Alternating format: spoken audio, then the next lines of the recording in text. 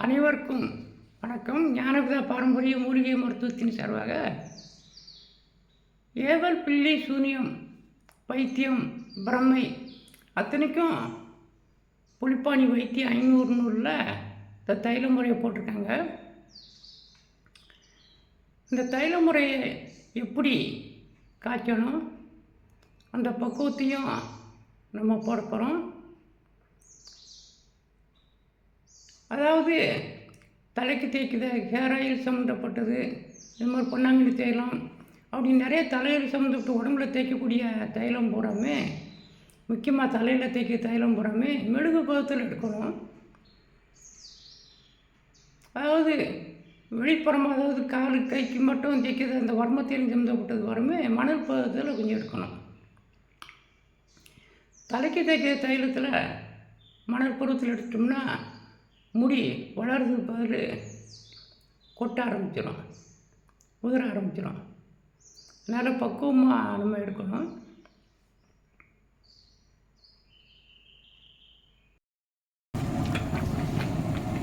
ஏவல், பில்லி, சூனியம் சம்மந்தப்பட்ட தைலம் ஏற்கனவே கரிசலாங்கண்ணி, முசுமுசுக்க, பசுவின் பால், பசுவின் கோமியம், நல்லெண்ணெய் போட்டு காய்ச்சிக்கிட்டு இருக்கோம். இப்போ பாருங்க, இந்த முடிய போகுது. அதாவது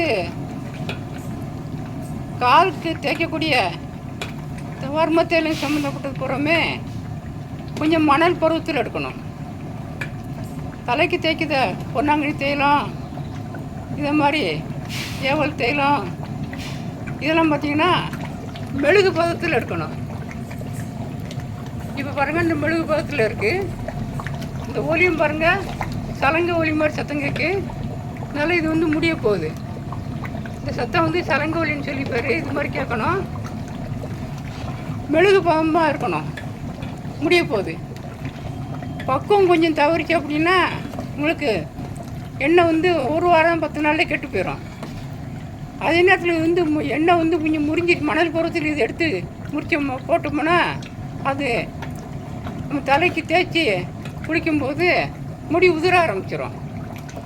அது மாதிரி கேரட் சம்மந்தப்பட்டது, பொன்னாங்கண்ணி தைலம், மற்றபடி தலைக்கு தேய்க்கிற தைலம் பூராமே இதை மாதிரி மெழுகு பதத்தில் எடுக்கணும். காலுக்கு தேய்க்கிற தைலம் மட்டும் நம்ம மணல் பருவத்தில் எடுக்கணும். இப்போ முடிய போகுது, இறக்க போகிறோம்.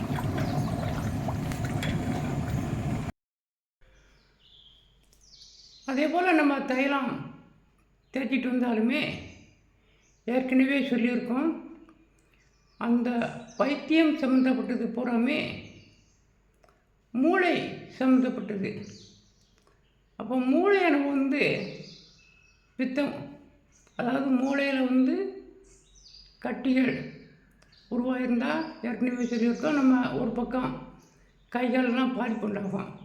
அது மாதிரி சூடு அதிகமாக இருந்துச்சுன்னா கண் சம்மந்தப்பட்ட பிரச்சனை, நிறைய காது சம்மந்தப்பட்ட நிறைய பிரச்சனைகள் வரும். முக்கியமாக பைத்தியம் சம்மந்தப்பட்ட பிரச்சனைகள்லாம் அந்த மூளை சம்மந்தப்பட்ட மூளை அதிகமாக கொதிப்பேறது நல்லதுலாம் வருது. அப்போ நம்ம தைலம் தேய்ச்சி குளித்தாலுமே மூளை வலுவுண்டாக்கக்கூடிய நம்ம லிங்க சுந்தரம் அதுக்காக போட்டிருக்கோம். அந்த லிங்க சுந்தரம் சேர்த்து பயன்படும் போது ஒரு நல்ல பலனை கொடுத்துக்கிட்டு இருக்கு. இது போக நம்ம நம்பிக்கை இருக்கிறவங்க இப்போ நான் சொன்ன கருத்தை நீங்கள் செஞ்சுக்கோங்க. நம்பிக்கை இல்லாதவங்க வேண்டாம். வீட்டில் நேரமாக முடக்கமாக இருக்குது அப்படின்னா ஏற்கனவே முடக்கத்தான் இலையிலேருந்து என்னென்ன இப்போ செய்யணும்னு சொல்லி ஏற்கனவே போட்டிருக்கோம். இருந்தாலும் இந்த தைலத்தை நீங்கள் தேய்ச்சி குளிச்சிக்கிட்டு வெள்ளிக்கிழமை ஒரு 4 வெள்ளிக்கிழமை போதும் வீடை நல்லா கழுவி விட்டுட்டு பசுவும் கோமியத்தில் கொஞ்சம் முடக்கத்தான் இலைச்சாரை விட்டு கைட்டு தொடாமல் முடக்கத்தான் இந்த இலையை வச்சு வீடு பூரா நல்லா தெளித்து விட்டுட்டு வீட்டில் பிள்ளைகளுக்கு எல்லாத்துக்குமே நைட்டு ஒரு 9 சூடம் 21 மிளகு வச்சு நல்லா திஷ்டி மாதிரி கழிக்க மாதிரி செஞ்சுக்கிட்டு நல்லா உடம்பு பூரா நல்லா தேய்ச்சி சுற்றி விட்டுட்டு வெளியில் வச்சு கீழே தரையில் ஒரு 8 சூடம் சுற்றி வச்சு நடுவில் 21 மிளகையும் வச்சு மேலே ஒரு சோடத்தை வச்சு நீங்கள் ஏற்றிடுங்க. உங்கள் பிரச்சனையெல்லாம் தீர்ந்துடும். இது நம்ம வைத்தியர்கள், அதாவது நம்முடைய முன்னோர்கள் செஞ்சது தான், எங்கள் குருநாதர் சொல்லி கொடுத்தது. இப்போ நிறைய பேருக்கு இது மாதிரி நாங்கள் செஞ்சுட்டு வராங்க, நல்லா குணமடைஞ்சிருக்காங்க. அதனால் நம்பிக்கை உள்ளவங்க அதையும் செஞ்சுக்கோங்க. இன்னும் இதிலையே கண் திருஷ்டிக்காக வேண்டி நிறையா முறைகள்லாம் இருக்குது. அது எது சம்மந்தப்பட்டது அப்படிங்கிறத தொழிலுக்குன்னு சொல்லி வீட்டில் கட்டுக்க முறையெல்லாம் இருக்குது. நம்ம ஒன்று ஒன்றா விரிவாக பார்ப்போம். நம்முடைய சேனலை பதிவு பண்ணி பார்த்துட்டே வாங்க. நிறைய அனுபவம் உள்ள முறைகளை நம்ம போட்டுக்கிட்டே வரோம். நன்றி, வணக்கம்.